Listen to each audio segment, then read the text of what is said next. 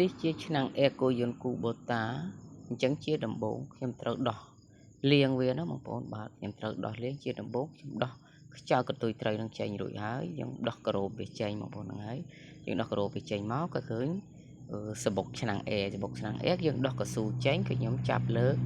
សបុកអេវាចេញបងប្អូនហ្នឹងហើយសបុកអេលើកមកគឺសតតដីបងប្អូនហើយរួចឲ្យម្ចាស់គាត់ដឹងយ៉ាងម៉េចគាត់អត់បានលាងអត់បានអីទេព្រោះគាត់បានដាក់ប្រេងត្រាំដាក់អីដែរឡូវដីចូលពេញបាទដីចូលពេញថប់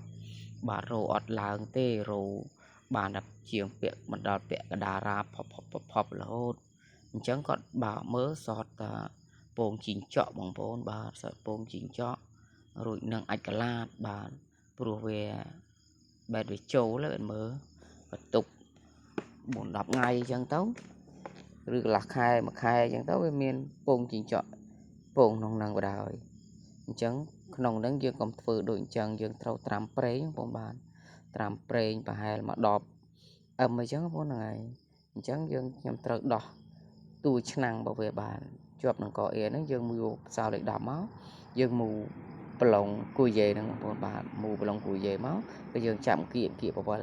លរួចហើយយើងលើកបវលគឺវាមកបងបាទគៀកមកសដកផ្លុតបាទហ្នឹងហើយយើងដោះយកមកក្រៅមកយើងសនុកលាងបងប្អូនបាទយើងដុតលាងមើលខ្ញុំចាក់មកសត្វពងជីងចក់ហ្នឹងបងប្អូនបាទអាហ្នឹងយើងត្រូវត្រាំប្រេងបងប្អូនកុំភ្លេចជាពិសេសសំខាន់បំផុតគឺសបុកអែហ្នឹងហើយទូម៉ាស៊ីនបាទអញ្ចឹងជុំវិញនេះវាមានរេញវាបងប្អូនហ្នឹងហើយរេញកអែហ្នឹងបើសិនវាដាច់ឬខូចយើងអាចដូរបានបងប្អូនហ្នឹងហើយយើងត្រូវដូរចេញកុំឲ្យវា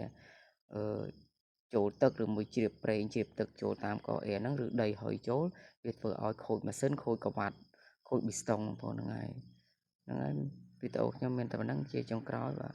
ជួយ like ជួយ share ផងអរគុណបាយបាយ